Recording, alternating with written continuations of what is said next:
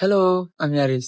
সকাল সকালে ঘুমে থেকে না উঠতেই দিভাই নিয়ে বেড়ায় পড়ছে। তাই আর দেরি করলাম না, পিলপিলিতে উঠে বয়ে ফেললাম। পিলপিলিতে না বইতেই বাজার পেয়ে গেলাম। বাজার দিয়ে হাঁটতে হাঁটতে আনারস বাজার ফেলে আয় বললাম। আনারস বাজারে আয় হাই আনারস পছন্দ হয়ে গেল। তাই দেরি না করে আনারস লুট করে আরম্ভ করে দিলাম। লুট করে ঠেলাও বাড়িয়ে দিলাম। আমি দোকান ফেলে আয় বললাম। আমি দোকানে আয় দিয়ে আমার আগে ঠেলা আয় পড়ছে। দেখি আর দেরি করলাম না, মাল নামানি স্টার্ট করে দিলাম। মাল একটু স্পিডে নামাইতেছি, কারণ মেলা দিন ধরে দোকান করি নাই। মাল নামেটা আমি একটু হারাইছি দিয়ে একটা কাস্টমার আইলো। কাস্টমার দাম হুস করলো, মালের দাম হুই নাই পলাইলো। আমি আবার আমার কামে লেগে গেলাম। আমার কাম হলো একটাই, ছোট বড় সাইড করুন নাকি। ছোট বড় সাইড করে দোকান পুরো হাজিয়া লাইলাম। হাজিয়া দিয়ে আমার দোকান তো ভালোই দেখা যায়। পরে একটু বয়ে বললাম, বয়ে বয়ে ভাবতাছি এটা বলে বাজার, একটা হরিণের বাচ্চাও দেখুন না। এটা কেমন বাজার? যেমন বাজারই হোক, এটা হরিণের বাচ্চা না দেখুন গেলে কি হবো? এনে বেচা কিনে গেলে তো পেটটা চালাইতাছি। পেশাল পারতে পারতে খিদা লাগলো, তাই সিধা হইয়া হোটেল বিলে রওনা দিলাম। হোটেল থেকে হোটেলের ভিতরে ঢুকে গেলাম। হোটেলের ভিতরে আয়া দেখি মুখ ধোয়ার সিস্টেম আছে। তার লেগে ট্যাপ অন করলাম। মুখ সুখ ধুইলে আমার ভাবলাম এটা বোধ ধনী হোটেল। হাত মুখ দিয়ে টেবুলে বললাম, বইতে না বইতে দিয়ে ভাত দিয়ে দিল। খাওয়া আরম্ভ করে দিলাম। খাওয়ার পরে আবার দাওয়া দিলাম দোকান ফেলে। দোকানে আয়া দেখি